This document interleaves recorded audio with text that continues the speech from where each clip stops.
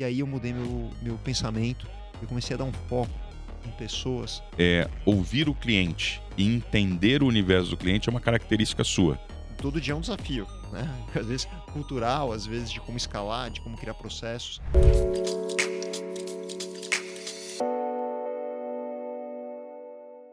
Salve, salve! Senhoras e senhores, estamos aqui em mais um episódio da Sala de Decisão, ou Sala da Decisão, segundo o pessoal me conta por aqui. Eu sou o Luiz Paulo Teixeira. Nós estamos aqui nos estúdios do Sales Club, o Sales Club que é o hub de negócios que pensa vendas. Vendas salvam negócios em tempos ruins e alavancam negócios em tempos bons. Esse programa aqui fala sobre o que acontece nos bastidores. Algumas pessoas falam da sala de guerra, outras pessoas falam do Olimpo, onde a diretoria toca as decisões, mas eu posso dizer que existe muita vida, existe muito desafio, existe muita coisa interessante na sala da decisão. E para isso nós trazemos personalidades públicas que aconteceram, são sucesso e são referências e inspirações para nós, para contar um pouco o que aconteceu quando a porta fechou.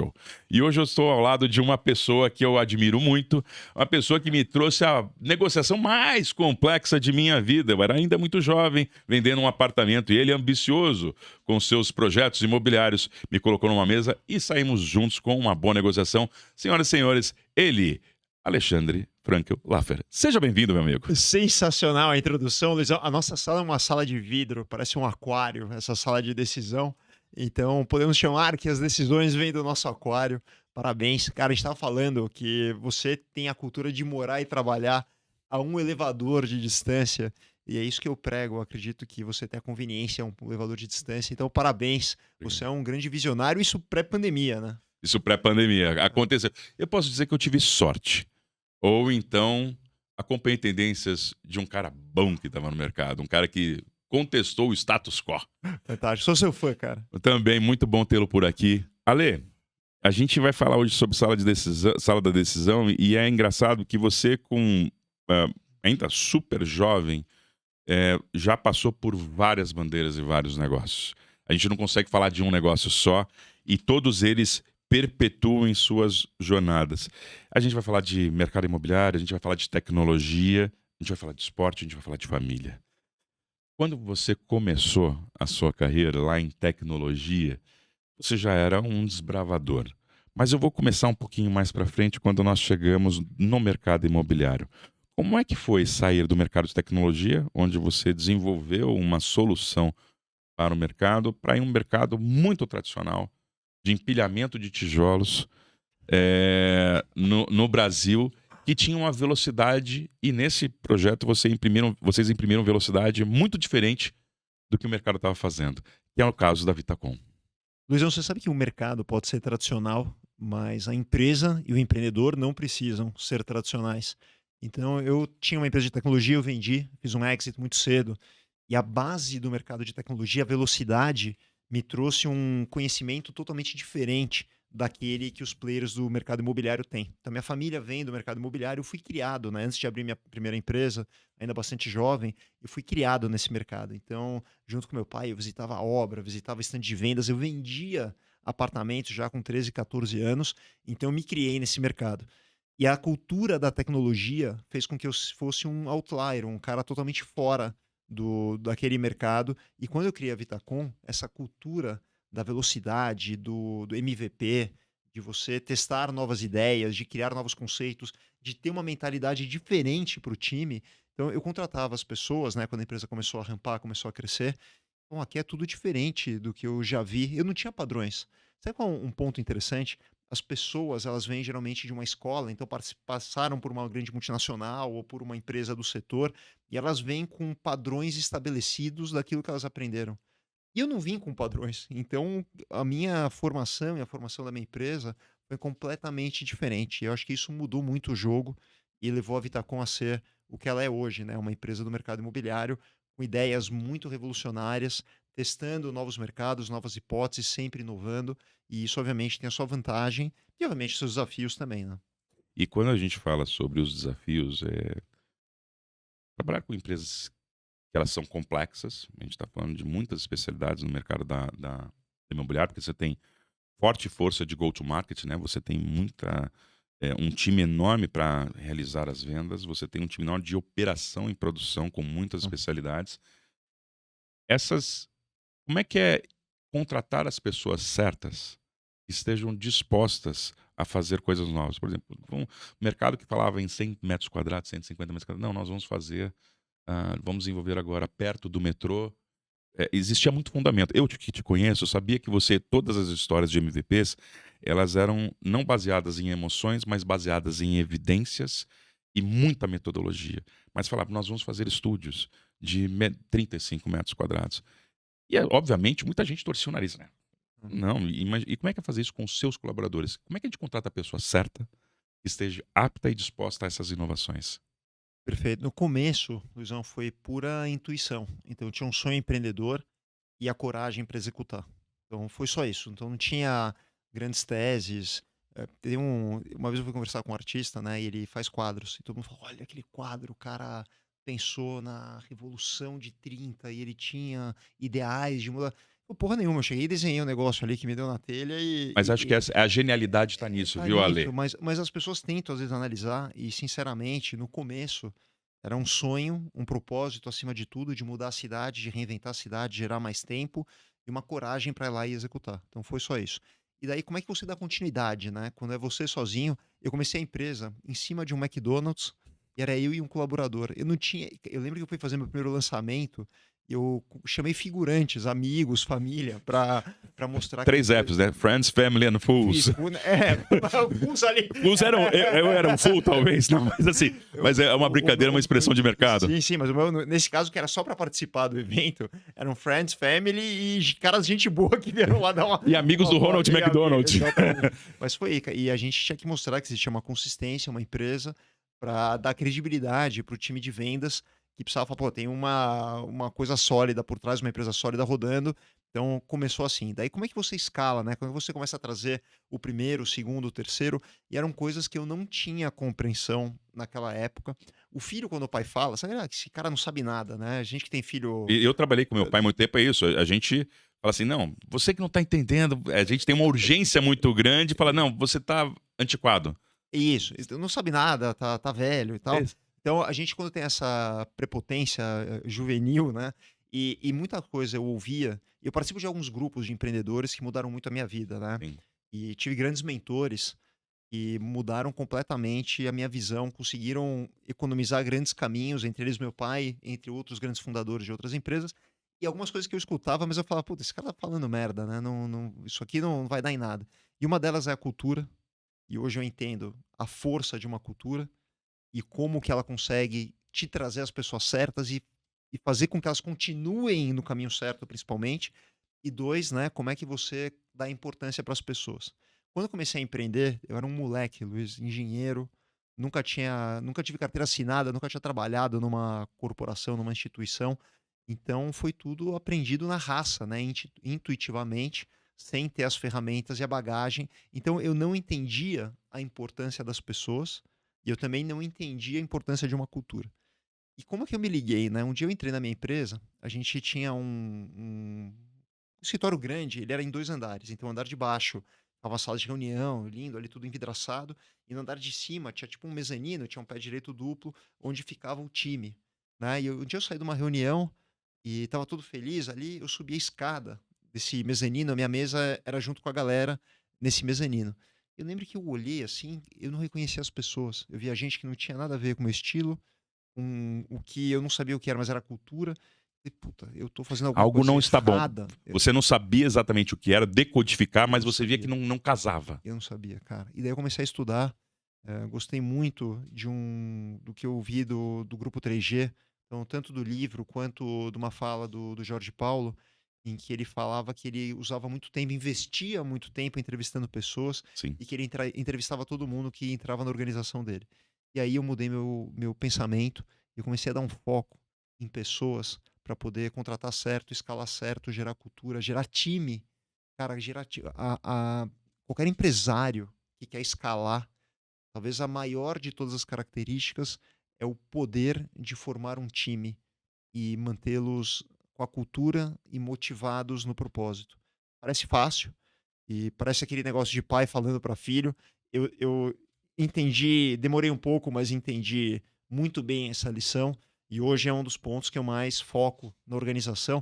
Quer dizer, o líder em algum momento, ele vai virar um cara que tem que entender de pessoas, na essência, porque ele não vai executar mais muita coisa, ele pode ser um porta-voz, ele pode ter algumas contribuições muito importantes para sua organização, mas de forma muito limitada. A maior contribuição dele é fazer com que pessoas se tornem melhores, para que ele possa chegar na escala e no grande objetivo. Então foi assim que eu aprendi, estudo muito, humildemente, ainda preciso aprender, sou faixa branca ainda nesse assunto, mas estou me esforçando, aprendo rápido e não desisto e treino muito. Isso é, isso é uma característica. Bom, você é Então, disciplinado como muito, poucos na vida. muito. Eu tinha visto. E aí vamos pegar, pô, já pegamos um pedaço da Vitacom, pegamos um recorte. Vamos para o segundo recorte? A gente, Vitacom, realidade, cresceu, já tomou conta de. Já é parte da característica urbana. Eu sou paulistano, aqui em São Paulo você vê muito de Vitacom, e aí você começa a pensar em um novo conceito. Um novo conceito onde não é mais só. Não me esqueço da sua frase, less bricks, more bytes, É. e pensar a moradia como o grande core da organização e não o elemento do, da sala ou do apartamento. É a moradia que é o core da organização. Conta pra gente qual foi o conceito e qual foi o incômodo que levou a você sair de uma posição muito confortável de uma empresa de absoluto sucesso para falar assim, não, eu vou fazer uma coisa nova. Foi uma das decisões mais difíceis da minha vida.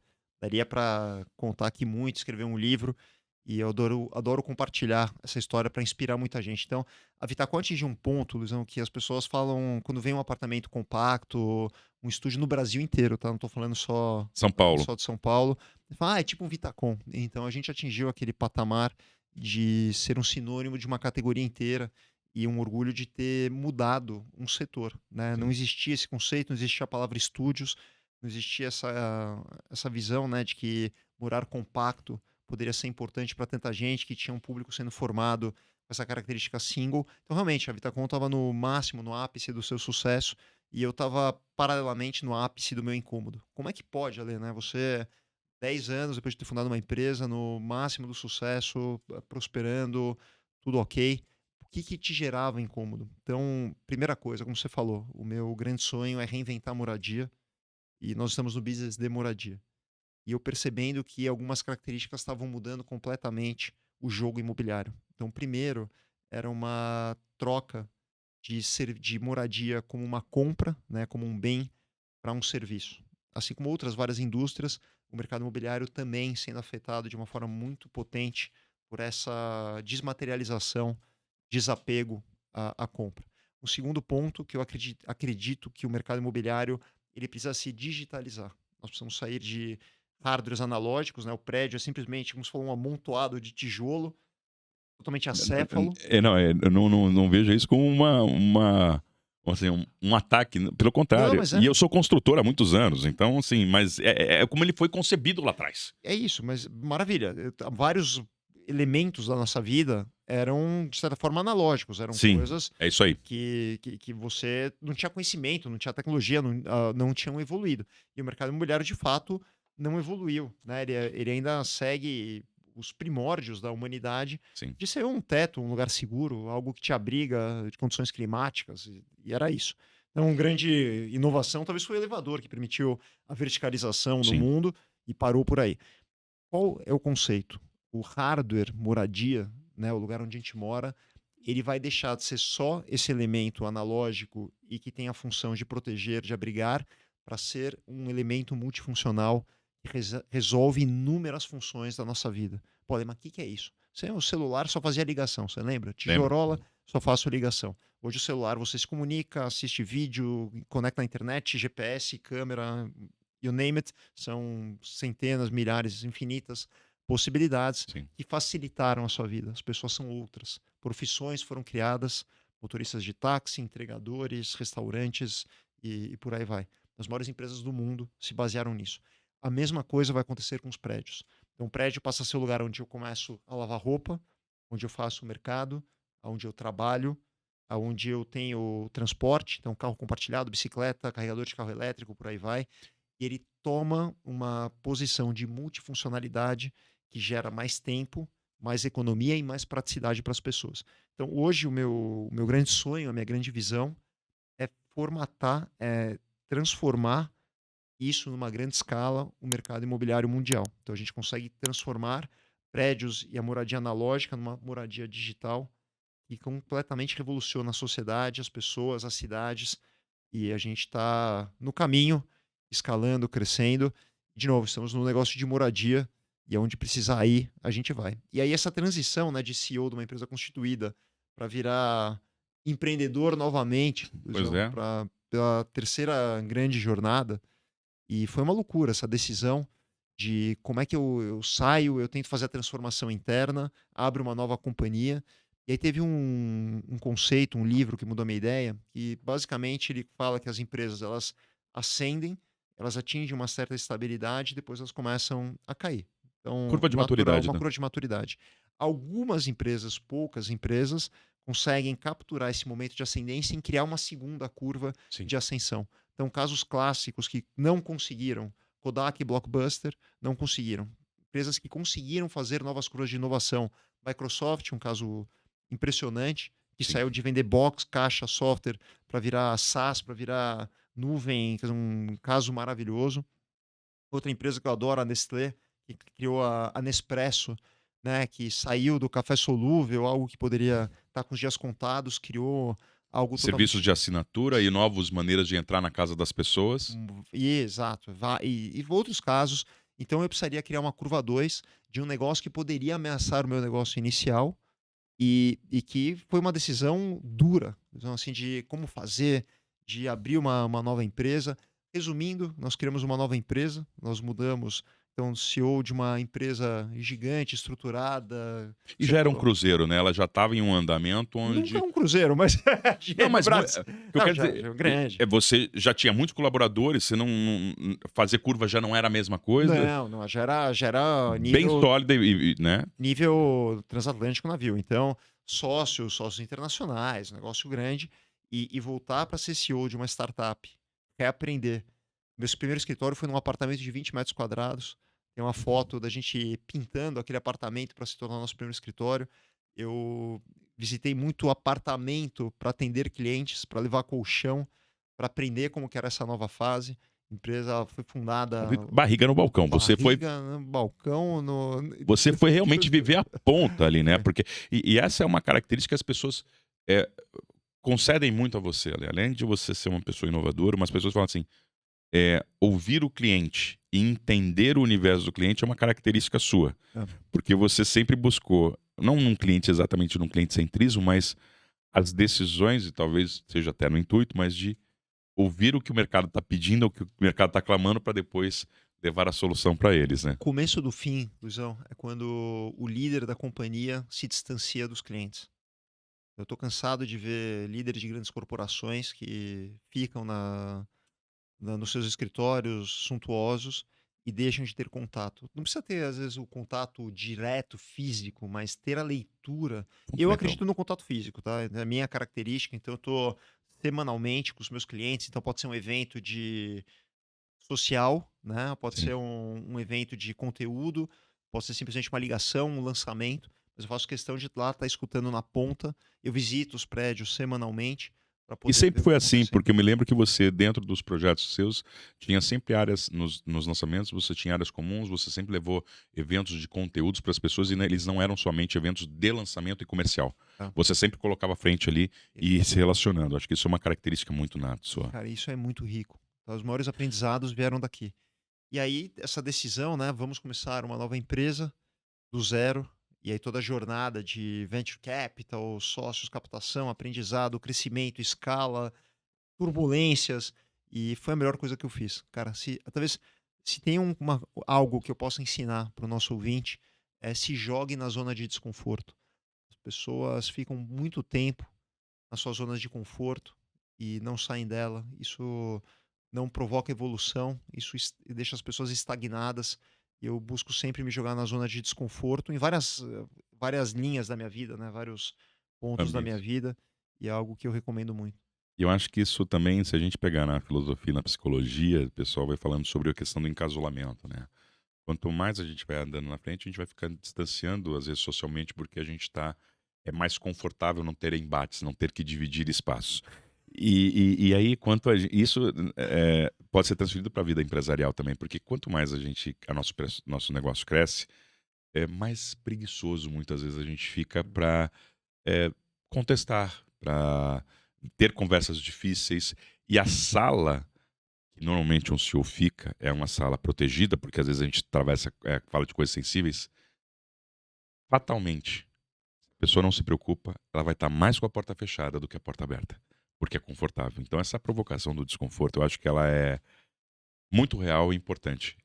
Excelente provocação. E eu nunca tive sala. Eu Sempre foi no sempre, eu campo. sempre sentei no open space e às vezes até me pego, eu tento falar baixo, tal, porque às vezes você não quer ouvir, mas essa amplitude, as pessoas verem, né, que você tá lá, os teus momentos difíceis também, e junta, você ter uma coisa totalmente aberta, é algo também muito característico ali que vem da minha pessoa, Isso é cultura. é Isso, cultura. isso que Isso você é tá cultura. É isso, é cultura. Isso é cultura. E aí, falando. E aí, tipo, a House subiu, cresceu. É o que eu falo, eu sempre muito paulistano e vendo, mas a House não, ela se tornou um tamanho que ela já não é mais radicada no município de São Paulo, apesar de São Paulo ser bastante pujante. Nós estamos hoje no todo o Brasil. Qual é o novo passo da House? Vamos pensar até duas maneiras. Eu acho que assim, existem duas. E se eu tiver errado, você me corrige. Eu tô aqui como observador, né? Eu vejo ela crescendo regionalmente ou expandindo continentalmente. E a segunda questão é os novos nichos. Você sempre está testando novas coisas. A cultura de testes faz parte do seu dia a dia, porque tá rampando, tá avançando e eu já estou testando uma coisa nova, vendo se a água aqui está fria ou está quente. A gente pode falar desses dois sentidos do Aham. momento da sua organização? Claro. Então, a House tomou uma proporção realmente muito grande. Diria que hoje é a maior plataforma que congrega apartamentos da América Latina, com certeza. Então, nós estamos em mais de 200 cidades no Brasil, Mamãe. o número de apartamentos. E eu nunca imaginei, tá? Isso, olha como é a vida de empreendedor. O movimento da pandemia obrigou a gente a mudar o nosso modelo de negócios, de licenciar o modelo, licenciar a tecnologia para incorporadores do Brasil inteiro. A gente começou com uma cidade, duas, três, e hoje cidades que eu nem conhecia, que a gente está atuando. Então, esse é o poder da escala dos negócios digitais escaláveis. Tem sido uma jornada maravilhosa conhecer empreendedores do Brasil inteiro. Puta, como o nosso país é rico, os empreendedores têm uma qualidade, uma característica. Isso é lindo de ver, uma admiração incrível. Então, primeiro, esse movimento da escala, né, você tem todos os desafios, né, de como criar padrões, de como entregar. Hoje, equipes regionais, então a gente tem equipes em diversas cidades cuidando regionalmente. Então, você imagina o cara que veio do real estate, né, que a gente está falando, né, dos tijolos para os bytes e os bytes nessa dimensão. Então, todo dia é um desafio, né? Às vezes cultural, às vezes de como escalar, de como criar processos, mas também é algo maravilhoso de que está acontecendo. E o segundo ponto das novidades, né? Do que a gente vai criando. Então, acho que o bom empreendedor, ele vai entendendo as adjacências. Ele começa a ter uma leitura do seu negócio inicial, o que mais as empresas precisam. Então, te dar alguns exemplos, né? Primeiro, a gente criou uma fintech. Então, nós estamos trazendo crédito e soluções financeiras para nessas 200 cidades. Hoje é um número gigantesco de prédios, de incorporadores. Então, a gente está trazendo soluções financeiras e nós identificamos que ali tinha uma grande deficiência e uma grande dor. Depois, a gente cria produtos que vão atender às novas necessidades da sociedade. Assim como a gente enxergou lá atrás na Vitacom, que existia uma demanda, né, dos apartamentos compactos, uma nova classe da social sendo formada, né, de pessoas solteiras que tinham uma nova necessidade. Nós enxergamos hoje, por exemplo, o público sênior, é um público que vai sair dos atuais 27 milhões para mais de 60 milhões de pessoas. Não, a Grey Economy Grey Economy é um é negócio gigante, porque gigante. além deles aumentarem sua base de ocupação pela idade, a gente vive mais em um momento que a gente tem mais dinheiro e a gente tem Exato, mais consciência do que a gente precisa. Então, exato. isso é um negócio gigantesco. E o que é legal, assim, a onda, ela nunca acontece de forma isolada, não é só o mercado imobiliário, né? Você que tem contato com múltiplas organizações, a indústria de cosméticos, de saúde, de alimentação, de shopping centers. Então, todo mundo precisa pensar, e aí você vê uma grande onda se formando. Você tem estudantes, você tem o público de terceira idade, Grey Economy, que é uma economia gigantesca, mercado de luxo, o mercado também tem a sua demanda Sim. impressionante, então criamos uma bandeira de luxo e não para, né? A gente está Como sempre chama essa bandeira de luxo? chama H. Então, Ok. uma bandeira que foi criada, assim como você tem num avião, né? Sim. Você tem Classes. classes econômica, executiva, Na verdade, acho que é segmentos. Acho que não é segmentos. classe, pra gente não confundir essa Isso, história. São segmentos com isso. serviços diferentes para cada pessoa. Exato. E o cliente, né, eu posso estar viajando com a minha família, eu vou de classe econômica, eu estou indo numa reunião de negócio que eu preciso acordar no dia seguinte e ir trabalhar, eu posso ir de classe executiva. Então, as pessoas, ela muda. E aqui é a mesma coisa. Então, as pessoas às vezes querem ficar num apartamento de uma experiência diferenciada, pode ser uma ocasião especial, pode ser uma reunião de negócios, whatever, pode ser um cliente corporativo. E às vezes ele só quer E às vezes conveniência. ele só quer conveniência. Então, a gente entendendo isso, você tem que ter essa flexibilidade para poder atender de uma forma híbrida. Não, e acho que assim, até esse ano a gente estava na NRF, falou sobre a questão da segmentação e da especialização. Uhum. Entender os perfis comportamentais e entender não só o perfil comportamental, mas as ocasiões para que eu entregue o serviço justo e adequado àquela pessoa vai fazer com que eu tenha mais êxito. E é isso que vocês vão Exato, fazendo com essa exato. segmentação. Não é fácil. E aí, qual foi a outra grande sacada, né? Então, quando eu estava na Vitacom, eu sempre gostei muito de falar para o público, explicar o conceito. Então, eu viajava o Brasil inteiro, ia lá para Fortaleza, São Luís, falar sobre o que a gente estava fazendo na Vitacom. E era muito legal, conhecia um monte de gente. Chegava lá 6 meses depois, estava tudo sendo, de certa forma, Influenciado, mas influenciado, copiado. E eu falei, pô, mas eu vim aqui, expliquei, contei. e E desenvolver um a novo gente mercado, mas eu não não estou participei. capturando, quer dizer, eu poderia ter ajudado ele a fazer muito melhor. Eu já tinha o know-how, poderia ter economizado centenas de milhares de milhões de reais dessa Tempo e turma toda, dinheiro. tempo, dinheiro. Então, o conceito da House, né, como a gente tem essa característica de inovar, de escalar, nós conseguimos levar este conceito, né, todas essas inovações, de uma forma muito mais simples, rápida, E acionável. imediata. Então, E, se hoje, eu, por exemplo, eu estou em uma cidade do Brasil, e o Brasil, como você falou, ele é muito diferente, ele é muito. E tem uma economia pujante. Você vai para cidades que você não imaginava, e eu falo isso não com preconceito, mas porque surpreende. uhum, São 5 mil e tantos municípios.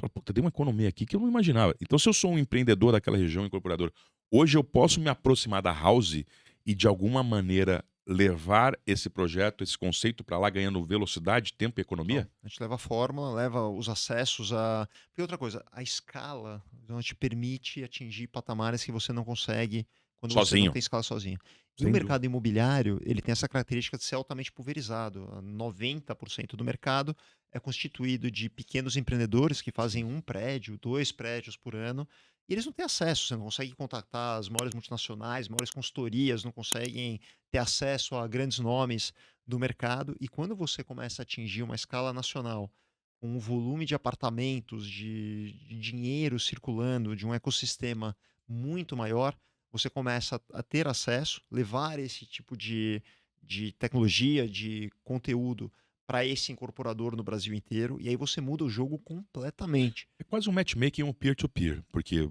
é importante para a House expandir Brasil, Sim, e aí a regionalidade, ter alguém que é local é sempre muito importante, e ao contrário, a pessoa que às vezes está empreendendo 1, 2 prédios, ela passa a fazer parte de um ecossistema de 2 mil. exato. E isso faz com que as garantias, a eficiência, a qualidade seja muito melhor a um ponto que ele não conseguiria se fosse sozinho. Exato. Então, assim, é um peer-to-peer que muda realmente o jogo Muda completamente. E da várias moradia. indústrias, elas já têm essa característica. Você pega a indústria farmacêutica. Sim. Eu invisto bilhões em pesquisa e desenvolvimento e eu tenho um produto que é mundial, né? Eu vou vender meu medicamento no mundo inteiro.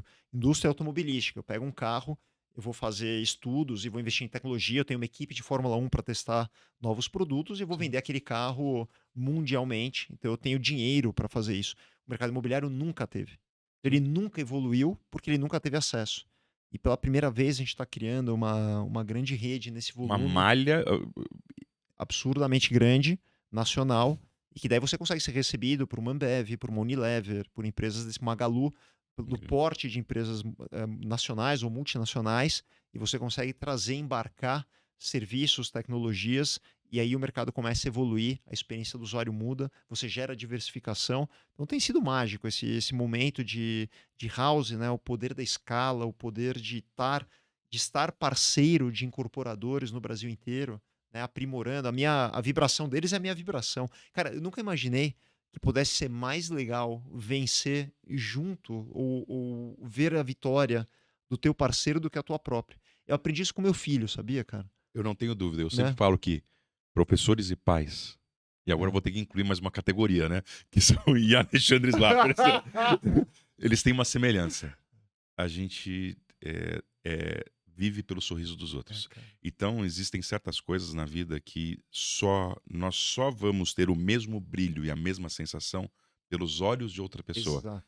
Então, isso eu acho que é um estado de evolução humana, um estado de evolução social que a paternidade te entrega, a docência te entrega, e agora, como um empresário que trabalha com rede, te entrega também. Parabéns por trabalhar nesses 3 eixos. Obrigado, cara. Sabe que eu vi um. Isso era outra coisa que eu não conhecia. Olha como é legal explorar novos. Eu não tinha essa consciência. E olha que eu vi um. Eu recebi um vídeo esses dias de um técnico, de uma ginasta, e ela fazia lá as manobras na trave e tal. E o cara, meu, o cara vibrava assim, meu. Parecia mais, vibrava mais que ela no negócio. E o cara, você vai, olha o amor, né? O quanto ele queria o bem daquela pessoa. E é isso do que eu comecei a experimentar todos os dias, né? Vibrar com um lançamento bem-sucedido, com a conquista, com as vendas, com a entrega de um prédio, é muito mais legal do que a tua própria. E acho que, o que você falou, né? Talvez na docência o professor já tem essa experiência, né? Esse refinamento desde muito cedo. Eu não tinha desde cedo, aprendi a ter agora com a House e tô maravilhado. Vou aproveitar que você falou de filhos. E a gente já está caminhando. Aliás, Alexandre é um problema, né? Porque o espaço sempre fica curto para conversar, tem muita coisa para falar. Mas eu queria caminhar para um ponto importante que todos nós, empresários e empresárias, é, temos, antes de tudo, uma vida pessoal, temos cônjuge, família, seja qual for o formato do seu núcleo, é, nós temos também os nossos objetivos pessoais e os nossos ambientes pessoais. E você, como um grande empreendedor, você, como um cara de atitude, inovador, chegando esse momento de ver o sorriso em outros rostos que estão vencendo, encontra em 2025 com sua filha, se não me engano, indo para a faculdade, não é isso? É isso. E é um momento de transição importante. E a gente pergunta muito, que recado você daria para o mercado? Mas eu queria fazer uma pergunta diferente hoje para você. Se você tivesse que escrever uma carta para sua filha hoje, ela está indo para a faculdade, ela vai ler essa carta quando ela vai para uma nova descoberta. E a faculdade pode ser fora do Brasil, pode ser o momento dela estar decidindo para outro mercado. O que não pode faltar nessa carta se você tivesse que deixar um legado para ela? Fantástica pergunta, reflexiva. Eu falo, filha, primeiro, independente de qualquer um falar e tentarem te desmotivar, te jogar para baixo, quando a gente está na nossa jornada, no nosso sonho, muita gente vai tentar te jogar para baixo, falar que não é daquele jeito.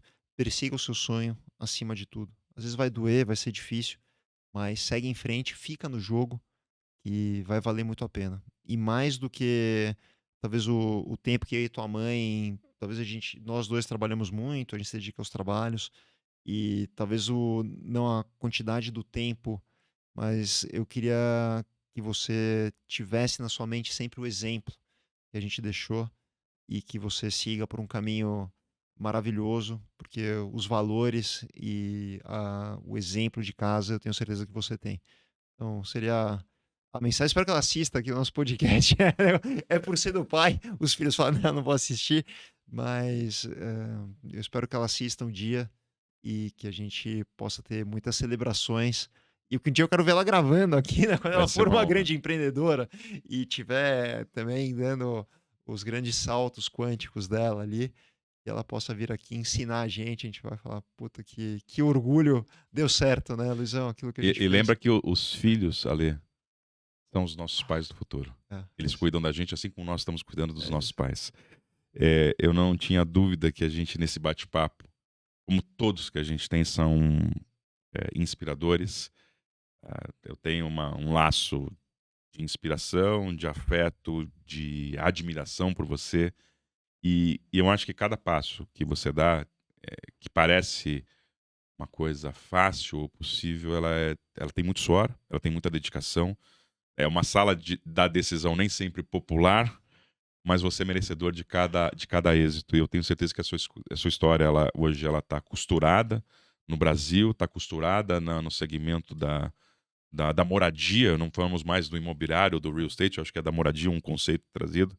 E eu posso dizer que eu tive a honra de prestigiar você em todos os pontos. Como falei, desde a mesa de negociação, quando fechamos um negócio, como acompanhando todas essas fases, espero que você possa fazer isso com muitas pessoas, como a gente está tendo pessoas ouvindo você aqui, inspiradas em fazer negócios, em ter coragem de fazer coisas certas e ver sorriso nos outros através do seu trabalho. Parabéns e muito obrigado por estar com a gente. Obrigado, irmão. E como é legal, né? Quando a gente faz negócios e continua, né, com essa amizade, isso mostra que a gente está no caminho certo. Parabéns, meu. Tua jornada é maravilhosa, muita admiração e é uma honra fazer parte aqui junto com você. Parabéns, Luizão. Tamo E junto.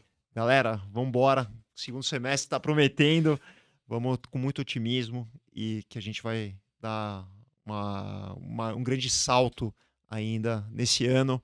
E obrigado pela oportunidade, é um prazer gigante estar aqui com você. Imagina, tamo junto. E ó, não esqueçam vocês, ó, conheçam H, novo conceito importante para mercado segmentado, tem novidade no ar.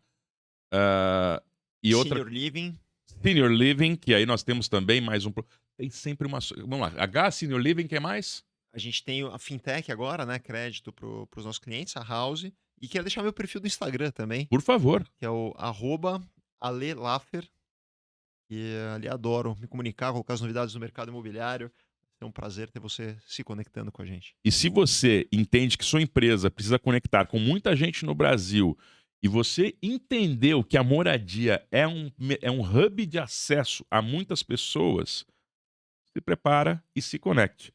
A House é o caminho para vocês, porque moradia é um serviço e é um desenvolvimento de escala para sua organização. Muito obrigado a todo mundo que esteve com a gente aqui no Sales Club. Estamos aqui nos estúdios. Lembrando que o Sales Club é um hub de vendas. Nós temos soluções para todas as empresas, todos os tamanhos. E vendas salvam negócios em tempos ruins. Vendas alavancam negócios em tempos bons. Sem elas, coração não bate. Vamos junto. Te espero no próximo episódio com mais uma Sala da Decisão com personalidades incríveis. Vamos junto.